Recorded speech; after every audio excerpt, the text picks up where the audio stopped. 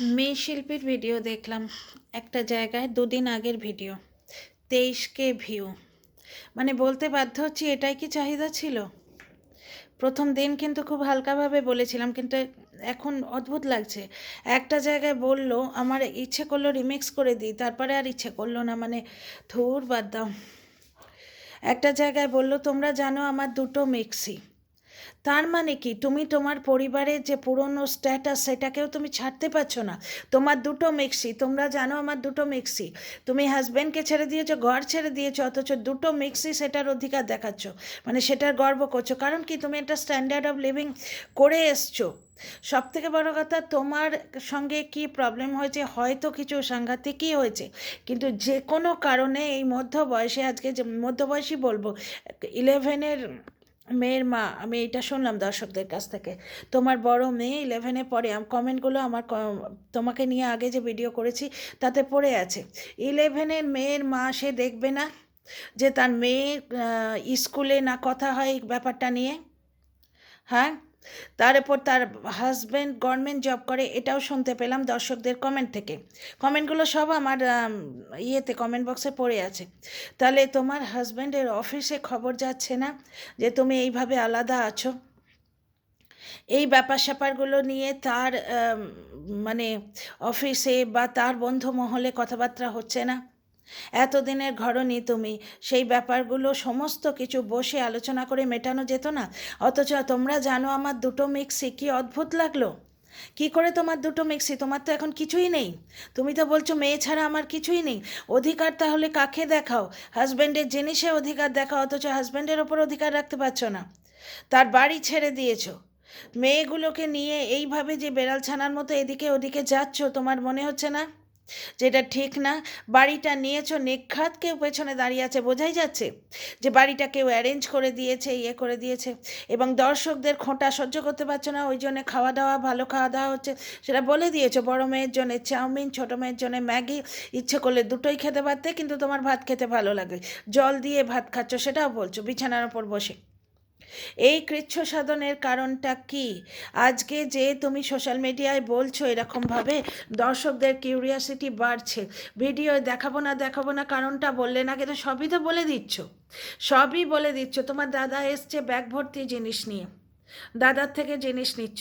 আর সব থেকে আমার অদ্ভুত লেগেছে, আমার দুটো মিক্সি, তোমরা তো জানো আমার দুটো মিক্সি। তো আমরা তো জানি তোমার বাড়ি আছে, সেইখানে তোমার দুটো মিক্সি। যে ঠাকুরের মন্দিরটা নিয়ে এসছো, সেই মন্দিরটা তোমার নিজের বাড়ি থেকে নিয়ে এসছো। ইন্ডাকশন ওভেন নিয়ে এসছো, হাঁড়ি কড়া নিয়ে এসছো, তাই না? পারবে না তো মাঝপথে এইভাবেই যখন তুমি শুরু করতে চাইছো, তোমার পুরোনো দিনের ব্যাকআপ লাগবে, তো সেই ব্যাপারটাকে কি মিটিয়ে নেওয়া যায় না? হাজব্যান্ডের অফিসে কথাবার্তা হবে, মেয়েদের স্কুলে কথাবার্তা হবে। আমার সব থেকে ওই মিক্সির কথাটা খুব কানে লাগলো, কি অদ্ভুত ব্যাপার স্যাপার না? ঠাকুরের জন্য যে মিক্সিটা কিনে এনেছো সেইটাই আপাতত নিয়ে এসছো, মানে কি বাকি জিনিসও ট্রান্সফার করার ইচ্ছে আছে নাকি ফিরে যাওয়ার ইচ্ছে আছে? এইভাবে মানে এক তো লোক ঠকানো। কারণ দুদিনে 23K হয়ে গেছে। আমি এটা মানে ব্লগারদের মধ্যে লক্ষ্য করছি, এবার আমি অনেক ব্লগারদের নিয়েই কথা বলবো, কারণ টিনার ব্যাপারটা মোটামুটি সামলে গেছে। হ্যাঁ, এবার যদি টিনার থেকে কিছু নতুন কন্টেন্ট উঠে আসে, ডেফিনেটলি ওটা আমার মেন কন্টেন্ট।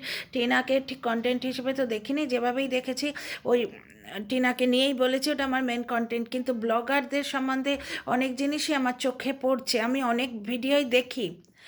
হ্যাঁ, কন্ট্রোভার্সি ভিডিও হয়তো প্রয়োজনের বেশি দেখি না, কিন্তু অনেক ব্লগ দেখি, আমার ব্লগ দেখতে ভালো লাগে। বহু জিনিস আমার চোখে পড়ছে। তো মেয়ে শিল্পীকে নিয়ে আজকে এইটুকুই বললাম। সব থেকে কানে লাগলো ওই কথাটা, তোমরা জানো আমার দুটো মিক্সি। কী অদ্ভুত ব্যাপার স্যাপার না? আমরা জানি তোমার দুটো মিক্সি, আপাতত ঠাকুরের জন্য যেটা কিনেছো সেইটাই নিয়ে এসছো, তাই না? বরটাকে ছেড়ে দিয়েছো, ঘরটাকে ছেড়ে দিয়েছো। বরের অফিসে কথা হবে এখানে এই থাকা নিয়ে, মেয়েদের স্কুলে, ফ্রেন্ড সার্কেলে, টিউশনে কথা হবে। বড় মেয়ে 11-এ পড়ে, তার বন্ধুরা তাকে ঠাট্টা করবে। তার বন্ধুরা জিজ্ঞেস করবে, এই তোর বাবা মা হঠাৎ করে আলাদা আছে কেন রে? তোর বাবা মার সম্বন্ধে কিছু হয়েছে কি? বা বাবা মার মধ্যে তোর মার কিছু ব্যাপার আছে, তোর বাবার কিছু ব্যাপার আছে, তোদের বাড়িতে অন্য কেউ এসছে বুঝি? এই ধরনের নোংরা কথা তাদের সামনে আসবে। তাদের বিয়ে থার ব্যাপার আছে, কন্যা সন্তানের মানুষ করার জন্যে অবশ্য আমি ডিসক্রিমিনেশন করি না, কিন্তু কন্যা সন্তানের এই বিয়ের ব্যাপারটা থাকে তো, যার জন্যে পয়সা লাগে বেশি। ছেলেদেরও লাগে বাপু, ছেলেদের পড়ার পেছনে ভালো তুমি যদি এডুকেশন দিতে চাও পয়সা লাগবে না? এই যে আমি জিনিসগুলোর মধ্যে দিয়ে যাচ্ছি, পয়সা লাগছে না? তো যাই হোক, বাদ দাও। তো আমার ওই জিনিসটা অদ্ভুত লাগলো, তোমরা জানো আমার দুটো মিক্সি, পুরো জিনিসটাই কেমন ফার্সিক্যাল। কেন এসছো এই বাড়িটায়? এই বাড়িতে লোকজন ভালো বলে তুমি উঠে এসছো? আজকে দর্শকরা খোঁটা দিয়েছে তাই এখন বলতে এসছো ভালো খাওয়া দাওয়া করছো। ভাতটা ঘেমে গেছে, জল দিয়ে খেতে হবে। বুঝতে পারছি না ব্যাপার স্যাপারগুলো, দর্শকরাও কিন্তু কনফিউজ হচ্ছে এবং বিরক্ত হচ্ছে। এবং তোমার ননদের কমেন্ট, তোমার কমেন্ট বক্সে আমি পড়ে এসেছি, তিনি গিয়ে বলেছেন তিনি খবর টবর নিচ্ছেন, তোমার হাজব্যান্ডের স্যালারি থেকে কিছু টাকা তুমি পেতে পারো বা অলরেডি নিচ্ছ, তার সঙ্গে মিউচুয়াল করে একটা কথাবার্তা বলে একটা ব্যবস্থা তো করাই যায়।